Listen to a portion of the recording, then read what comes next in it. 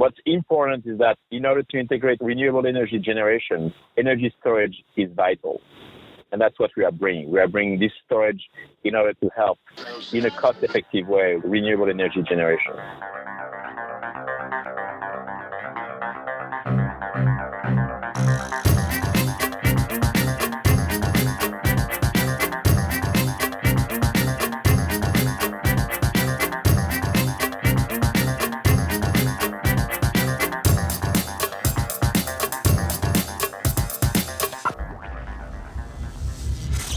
This is Energy Cast, and I'm Jay Dowenhauer. Today we are talking about the energy storage potential of electric vehicles. Way back in episode 12, we talked about grid-scale battery technology, essentially filling up a cargo container full of lithium-ion batteries and using them to help regulate the supply and demand of our electric grid, which is becoming ever more complex. Another technology, which we hinted at in the subsequent episode, is called vehicle-to-grid, using the aggregate battery storage potential of all electric vehicles plugged in at a given moment to help power and regulate the grid. Think about it. One grid-scale battery could hold about 10 megawatt hours of power. Some of the most sophisticated electric vehicles today have between 50 and 100 kilowatt hour capacities, so about 150 vehicles could do the same job. A quick refresher to those who were asking why electric storage is even necessary. It's not critical. Utilities have been supplying electricity on demand since the days of Edison. As demand increases, more power plants flip on the switch. It's not the most efficient system because most of these facilities are only running for a short amount of your day, like when you come home, turn on the TV, and run a load of clothes in the dryer. This model of demand is often called the duck curve. If there was a way to store electricity and draw energy from sources rather than a power plant, then we could achieve greater efficiency in the overall electric system. This would also make utilities happy. We aren't using less energy. Those storage solutions like car batteries are simply charging at less busy times of the day. Solutions like this theoretically average out the amount of energy supplied during the day, and a fewer number of power plants remain on a longer amount of the day. Vehicle to grid, or V2G, also plays nicely into the Uberization mindset we've recently become accustomed to in the era of ride sharing. Like those power plants, V2G allows car owners to make use of their car when they're not using it. According to Fortune.com, our cars sit idle 95% of the time. Many fleet vehicles, like school buses for instance, are also idle that much. But imagine if you had an electric vehicle sitting at home or work charging, and during that time, software was communicating with the grid, releasing small amounts of energy from your car battery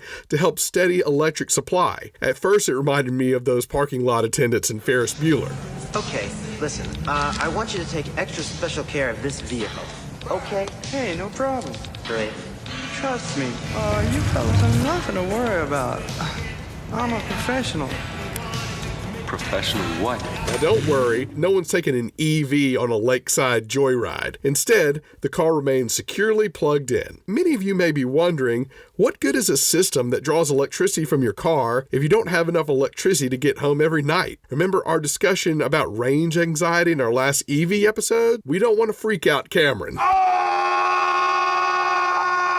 Just like his buddy Ferris, today's guest has it down to a science. They've created a sophisticated algorithm to ensure your EV isn't resting on E when it's time to hit the road.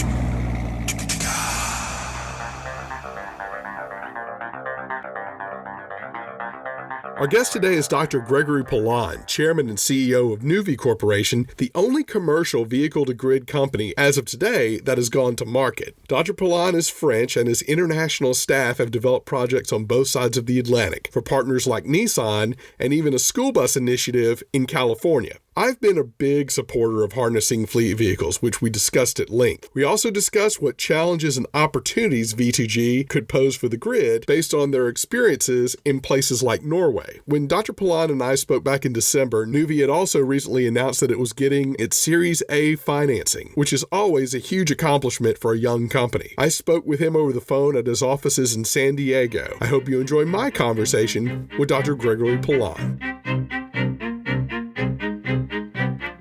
We're here with Dr. Gregory Poulin, co-founder and CEO of Nuvve Corporation. And Gregory, I've been hearing about vehicle-to-grid technology for at least 10 years. As your website has indicated, the concept is much older than that. Why has vehicle-to-grid taken so long, and why do you feel Nuvve is the only company so far to pull it off?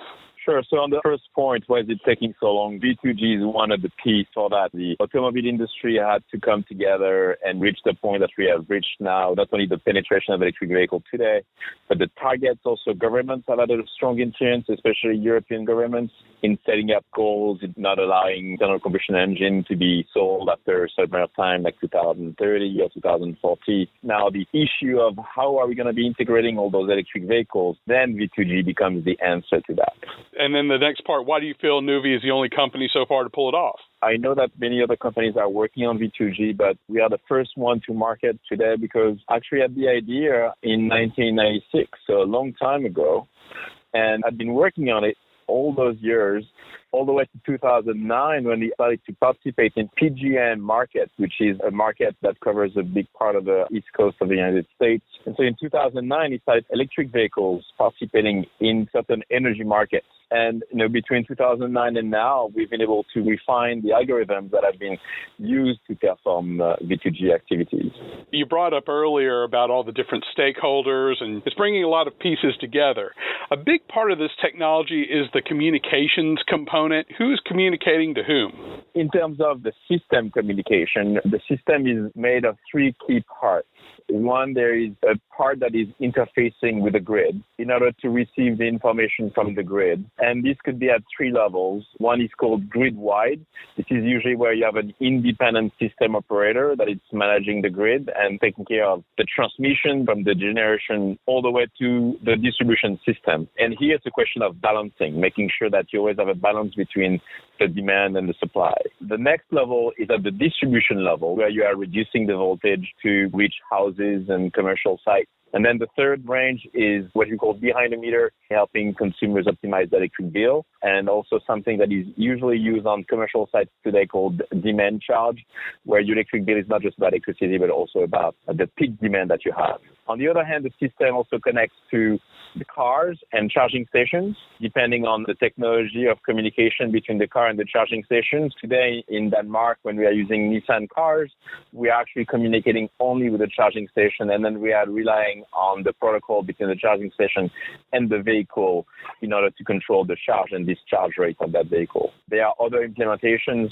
where we are directly communicating with the car. And in between those two blocks, there is an optimization engine that basically looks at the needs from the grid and dispatches them onto the assets that are connected at any one time. And it does that on a second-by-second basis. It's very interesting that you mentioned three different levels of communication, from transmission all the way to behind the meter. You have a diagram on your website that shows a communications path pointing to the transmission level. Is one method of communication vehicle to transmission, vehicle to distribution, vehicle to behind the meter? Is any one of those more preferable to the other one? In terms of infrastructure, you are always using the same infrastructure, which is your house is connected to the distribution system, and then when you have the voltage, then you connect with the transmission system. So in terms of the flow of energy, the grid is reciprocal. You can go one way or the other. We've been used to get the energy going down, but there's nothing that stops you going up. The big difference is more from a market perspective. At the transmission level, there is something called frequency regulation, which is the instantaneous unbalance between the supply and the demand. It's a very fast responding market. Usually it's a few seconds to answer to a need from the grid. And this is great for batteries because batteries can respond very fast. I've always felt that when it comes to any new vehicle technology, electric vehicles, vehicle to grid, which is what you're doing, compressed natural gas, fleet vehicles would be the easiest way to implement. You get a lot of cars, in other words. How do you feel about that? And in particular, tell us a little bit about one of the programs you developed in that sector. Yeah, fleets are definitely the starting point for us across the board. In Denmark, where we have commercial operations running today, we are targeting fleets, some utility fleets, some city vehicles. In the U.S., Why school buses are extremely interesting because they are parked 95% of the time. So if you have a battery inside the school bus, that battery can have a use for the grid. Here in California, for example, we've got a lot of issue with something called the duck curve, which is basically during the day, all the solar panels on people's houses are generating a lot of energy. And the only way to absorb that energy is to reduce the generation from traditional power plants such as gas plants, coal plants. But then at 6 p.m., the sun goes down, people go back home, turn on their AC, and the demand in electricity increases very, very rapidly. School buses are a perfect fit to help smoothing out this duck curve, which could be very, very expensive in terms of absorbing the effects of that curve today. Absolutely. I've covered this topic in the past. Grid storage, the large cargo containers that are almost basically batteries that would sit at a substation. This is essentially doing that work, right? Yes. You mentioned a little bit earlier profit and also this idea of consuming electricity at different times of the day. How much profit, if that's the correct word, can you make from charging a vehicle at night, for instance, and then releasing it into the grid during peak demand? So what you are addressing here is what's called arbitrage, and you need to have something called time of use pricing, which means that you don't pay the same price for the energy depending on the time of the day. This is something that is being deployed now and needs to have a larger and larger spread between the lowest cost and the highest cost during the day. So I think in the UK today, you could maybe make about 600, 700 pounds a year by addressing this opportunity. The issue, though, is now you are really looking at something where you tend to take energy in the vehicles and then deplete it when the price is good. There are other type of markets or services that you can do to the grid that might be less demanding in terms of cycles that you are doing into the battery. And then you can combine those services. You can combine a service where you are doing frequency regulation on a continuous manner, and then at certain time of the day when your consumption is peaking and you want to make sure you are not going to be increasing your demand charge costs, then the vehicles could be flowing energy back so that you are reducing the overall consumption of the site. Those are the steps that are interesting to look into when you start to go from 5 vehicles, 10 vehicles, 20 vehicles, and 100 vehicles on the same site. Your profile of consumption is going to be changing drastically. And so at some point you can mix the vehicles and the building, but in many cases, if you look at peaks only, vehicles are going to be taking over the distribution grid. And without going too far away from your question, one interesting place to look into is Norway. They have 30% of electric vehicle penetration today. Their distribution system is saturated by electric vehicles, and they are going to have to spend billions of dollars on improving their distribution system. They can afford it because Norway is a very rich country, but many Western European countries and North American countries, it will be very, very hard to afford such an improvement at the grid level. One quick follow-up. You mentioned time of use, pricing. An electric vehicle owner who would be participating in a vehicle-to-grid program doesn't necessarily have to live in an area where there's time of use pricing to make money off of this. Am I right? Absolutely. In Denmark today, when I talked about 1,400 euro per vehicle per year, there is no time of use price, a flat price. It's just that we use those assets to make them look like a virtual power plant. And we participate into some markets that a single vehicle would not be able to participate into. But because we aggregate them and we make them look like a virtual power plant, we can address that market, extract some value that then we can distribute back onto the different vehicles that we use in order to participate in the market. Okay. In my last electric vehicle episode, we discussed range anxiety for a large part of that program and the fear of not having enough battery available for a trip. This technology, Nuvve's technology, is asking EV owners to use up some of their precious battery power. Now, how does your program ensure that electric vehicles still have enough battery power when the consumers need it? We have some secret sauce. I can't go into too much detail, but one thing we make sure is that the primary purpose of an electric vehicle is to drive somebody around. And therefore, we make sure that when the driver will need the vehicle, it will be charged to the level that he expects it to be. That's the number one priority that we have into our algorithms. And we can do that while we are addressing some markets. But if we have to withdraw the vehicle from the market in order to make sure the vehicle is filled with energy, we will do that as well, because that's our primary commitment, is to make sure that the vehicle are charged when the driver needs it. I assume that a vehicle owner, they have an app and it says, my car needs to travel so many miles today? Does it set a floor where it will at least have enough battery to get the person a certain distance? Yes, you talked about fleets. This is one of the good reasons to start with fleets also, is because they usually have a schedule that is very well established. So that's one point. Then obviously the driver can input his own schedule. Now that would be the next level. The level after that is to do some forecasting based on historical data and establishing when the driver is using his vehicle. And then you can build even more complex forecasting devices connecting to your calendar on your phone in order to make sure that all circumstances are taken into account. The last piece of it is batteries. We are charging and discharging the battery, and we are making sure that we are not voiding the warranty. In order to make sure we're not voiding the warranty, we have some limits in terms of the state of charge at which we can perform the services that we are performing. And so your battery is never fully discharged. Then when the state of charge becomes too low, while we are performing the service, we'll make sure that we are recharging the vehicle. Let's talk about economics, specifically Nuvve's business model. I can see it going a few ways. Are you selling equipment, software as a service subscriptions? Are you brokering the electricity sent back to the grid? What exactly have you found to be the business model that works best for your company? In Denmark today, we are doing basically energy as a service. Our customers are paying a very small flat fee for the cost of energy and the cost of the infrastructure. It's one of the more breakthrough model, right, where basically people are not paying for kilowatt hours anymore, but they are paying for a certain usage profile. In this case, it would be how many kilometers they are doing every year. So energy as a service, I'm convinced, is the way things will be in the future. And in many cases, we want to figure out what's the best way of doing energy as a service. Not the whole population might be interested in energy as a service just because they might not fully understand the model. And so we are looking at different options where we are also working with partners, depending on which country we are deploying the technology. In some cases, we might provide the technology, plus we'll be managing the connection to the grid, while maybe our partner is managing the relationship with the customers, the vehicle owners. The way I like to describe it is, I think there are two extreme cases. One is you license the technology and you say, hey, just run with it. I don't want anything to do with it. Just send me some royalties every month.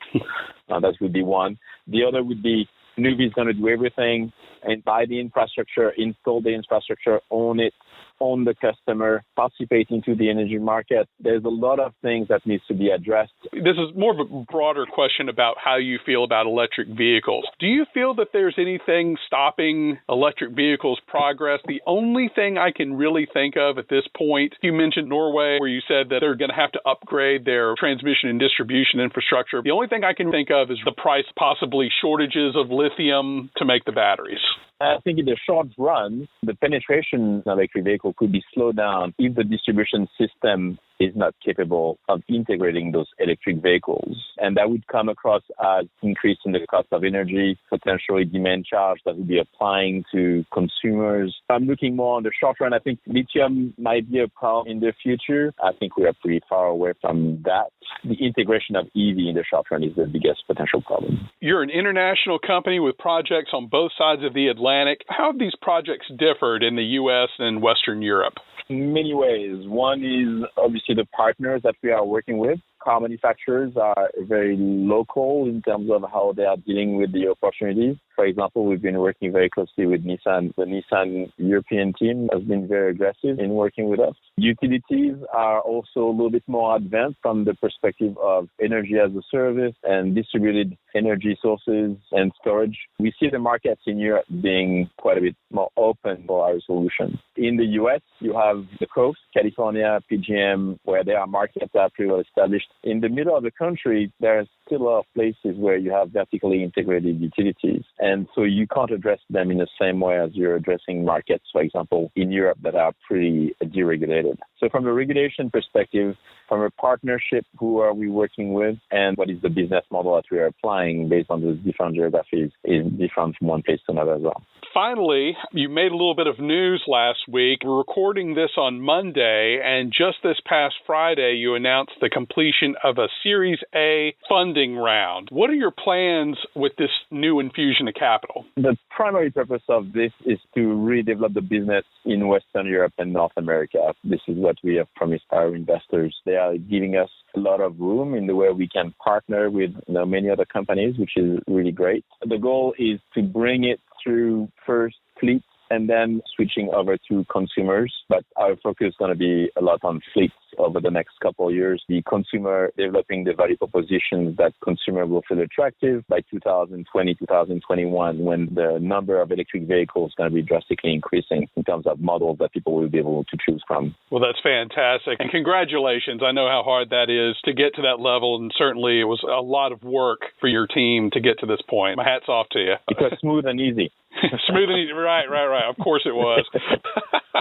Being sarcastic, by the way. Last part, we're going to finish with a lightning round of your thoughts on different energy technologies. And this is my chance for the expert in one sector to give his opinions on the other parts of the energy sector, starting with natural gas. I think it's a great source for baseline generation, very flexible and very cost effective, and not too bad from a CO2 generation perspective as well. Crude oil. Over. In your case, you hope so. Nuclear? In places like France or Sweden, this is their baseline generation, though it's expensive. Coal. Over. Wind. Still very early stage, but already so cost effective. Solar. Great for distributed generation. Biofuels. Question mark. I'm not clear where they will go. They require a lot of field to be generated, so it's a question mark. Fuel cells. Basically, it's focused from governments and car manufacturers. If they bring their focus on it, it could take off. The infrastructure will be expensive also to implement them. Hydroelectric. Geographical, you need to be in the right place to be able to use hydro. And then geothermal. Same thing. It's very localized. Electric vehicles, you guys. Here to stay. Energy efficiency. Important, but probably less and less important. And then finally, nuclear fusion. We'll see when it happens. We'll see when it happens. That's right. Gregory Poulin, thank you so much for your time. Thank you very much for all your great questions. It's important that people understand that V2G is already here today, and the more we can communicate about it, the better it is.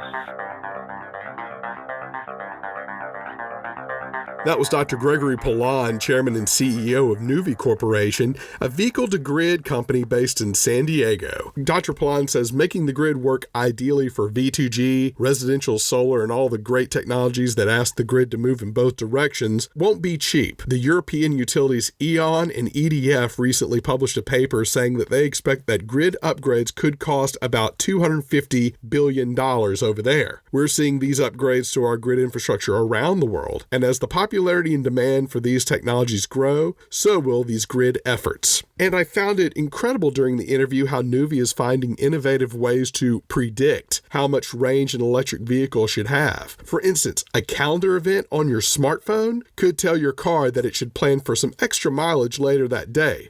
Incredible. Special thanks to Dr. Poulin and Lynn Ames at Nuvve for helping to set this interview up. All guests are sent the raw and completed show the week of release to ensure they are depicted accurately. So far, no complaints. Music was produced by Sean Stroop at Stroop Loops. Be sure to check out pics of Nuvve's projects and more on Instagram at Host Energy and online at energy-cast.com. That wraps up episode 29. Be sure to join us next week when we explore another California company that is storing its energy in ice. You won't want to miss it. Until then, I'm Jay Downhauer. We'll see you next time.